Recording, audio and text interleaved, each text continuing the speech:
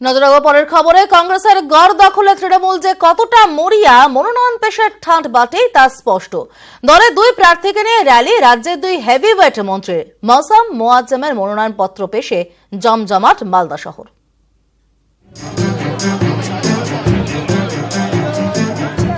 মালদা মানেই গনি পরিবারের অঘোষিত রাজপাট। তৃণমূল জামানায় চির ধরেছে সেই মিথে। গনি খানের ভাগ্নি মালদা উত্তরের দুবারের কংগ্রেস সাংসদ মৌসম বেনজির নূর হাত ছেড়ে সদ্য যোগ দিয়েছেন ঘাসফুল শিবিরে। বুধবার মনোনয়নপত্র পেশ করলেন তিনি। একই দিনে মনোনয়নপত্র জমা দিলেন মালদা দক্ষিণের তৃণমূল প্রার্থী মোয়াজ্জেম হোসেন। যে উচ্ছ্বাস, আজকে মনে হলো একটা ঝড় উঠে গেল।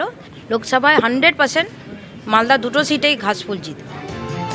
কংগ্রেসের গড়ে ঘাসফুল ফোটাতে মরিয়া তৃণমূল। মনোনয়ন পেশের শোভাযাত্রাই যেন বুঝিয়ে দিল রাজ্যের শাসক দলের সেই তাগিদ। হুটখোলা গাড়িতে দুই প্রার্থীকে নিয়ে দুই মন্ত্রী।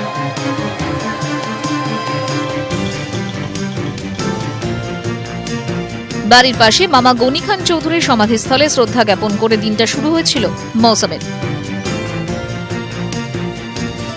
সেখান থেকে যান পিরানা পীরের মাজারে।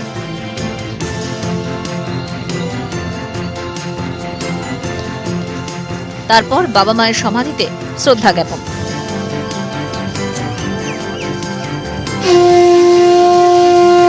গনি খানের পরম্পরা মেনেই মনস্কামনা মন্দিরে পুজো দেন মৌসম।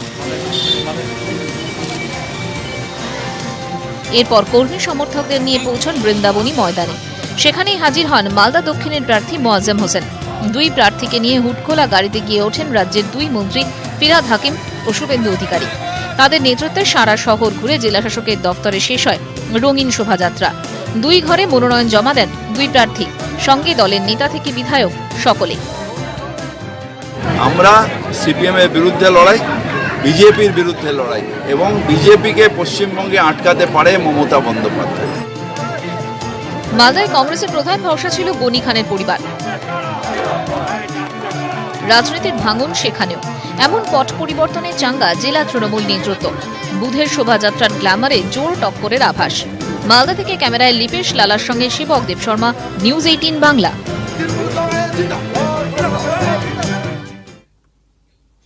উত্তর থেকে দক্ষিণ ভোট প্রচারে জমজমাট গোটা রাজ্য। শাসক দল বা বিরোধী গোষ্ঠী ভোটের ময়দানে একে অপরকে এতটুকুও জমি ছাড়তে নারাজ দুপক্ষই।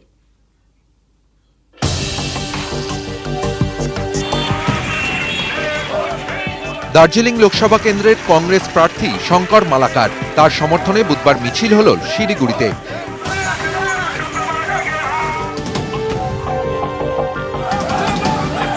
ভোটারদের বাড়ি বাড়ি গিয়ে প্রচার সারলেন মুর্শিদাবাদের তৃণমূল প্রার্থী আবু তাহের।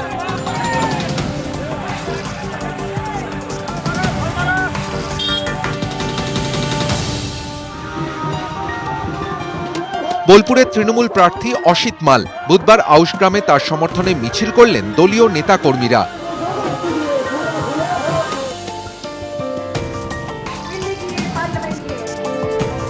দলীয় কার্যালয়ের সামনেই পথসভা করলেন আরএসপি প্রার্থী মিলি ওরাও। চা বাগানে গিয়ে শ্রমিকদের কাছে ভোট চাইলেন বিজেপি প্রার্থী জন বার্লা। এদিন এখানে তৃণমূল প্রার্থী দশরথ তির্কের সমর্থনে প্রচারে নামেন দলের নেতা অরূপ বিশ্বাসও।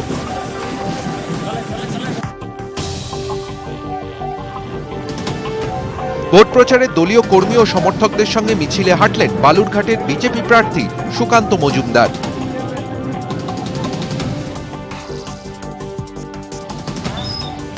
ভোট প্রচারে নেমে জনসংযোগেই মন দিলেন রায়গঞ্জের সিপিএম প্রার্থী মোহাম্মদ সেলিম। নিউজ 18 বাংলা। চুল দিয়ে যাবে চেনা, উত্তপ্ত ভোট ময়দানে কুল লুকে মোদি মমতার ভক্তরা। 150 থেকে 200 টাকায় পুরো মাথার থুড়ি।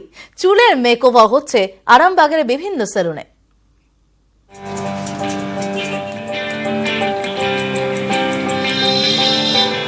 ভোট আসছে, যুদ্ধ আসন্ন, ভোট জানে কাবু কর্মী সমর্থকরা। শুধু ব্যানার পোস্টারের যুগ আর নেই। পাগলামোতে একে অপরকে ছাপিয়ে যেতে এখন নিত্য নতুন ভাবনার আমদানি হচ্ছে। এরকমই ভোট উন্মাদনার সাক্ষী এখন আরামবাগ। সেখানে শুধু হৃদয়েই নয়, বিজেপি তৃণমূল সমর্থকদের চুলেও মোদি মমতা কথা। এতদিন অনেক নতুন মানে অনেক রকম কাটিং হয়েছে, মনে হলো পদ্ম ফুলের কাটিংটা দিই মন থেকে, যেহেতু আমি এই পার্টিটাকে ভালোবাসি, তাই একটা চমক দেখাতে এই পদ্ম ফুলের কাটিংটা দিলাম। মাথা ভরা চুল উধাও, সেখানে এখন জোড়া ফুল পদ্মের কারিগরি। চুল কেটে পছন্দের দলীয় প্রতীক এঁকে রঙিন এখন মাথা, ফ্যাশনও হলো, প্রচারও হয়ে গেল। যে দিদিকে ভালোবাসে ওনারা চাইছেন যে তাদের দিদির যে লোগো ঘাস ফুল টিএমসি লেখাটা করে দেওয়ার জন্য, মানে চুলের উপরে লেখা হচ্ছে, তার উপরে রং দিয়ে তৈরি করা হচ্ছে।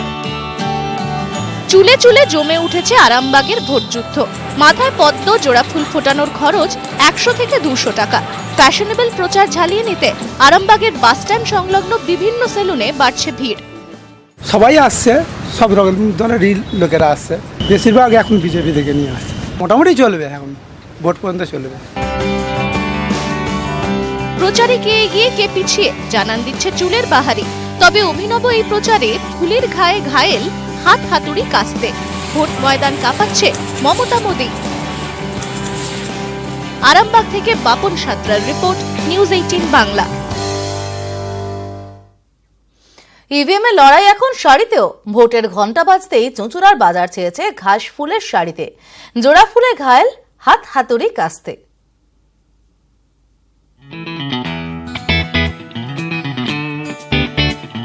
বাজার জুড়ে ঘাস ফুলের বাহার।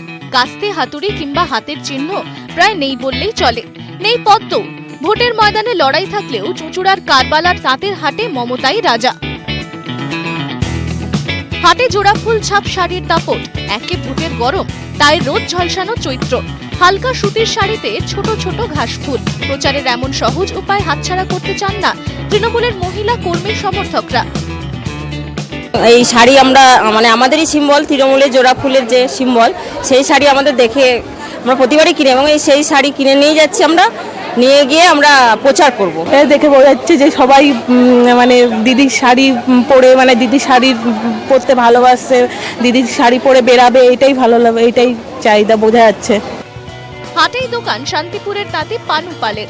গত পঞ্চায়েত নির্বাচনের আগে পরীক্ষামূলকভাবে দলীয় প্রতীক ছাপ শাড়ি তৈরি করেছিলেন।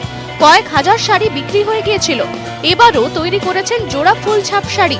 নিমেষে স্টক শেষ, প্রতিদিন বাড়ছে বরাত। শাড়িটা খুব ডিমান্ড মার্কেটে এখন বর্তমান। আজ বেশ কিছু অর্ডার পেয়েছি এবং আমার কাছে অনেকগুলো ছিল, ভালো বিক্রি। এই এক পিস পরে রয়েছে, ভালো ডিমান্ড এটা। ভোট বাক্সে ফলাফল যাই হোক না কেন, শাড়ির পরাতে আপাতত বাম বিজেপি কংগ্রেসকে ব্যাকফুটে ঠেলে দিয়ে আরামবাগের তাঁত হাটে একচ্ছত্র রাজত্ব মমতা বন্দ্যোপাধ্যায়। চুঁচুড়া থেকে সৈকত বিশ্বাসের রিপোর্ট, নিউজ 18 বাংলা।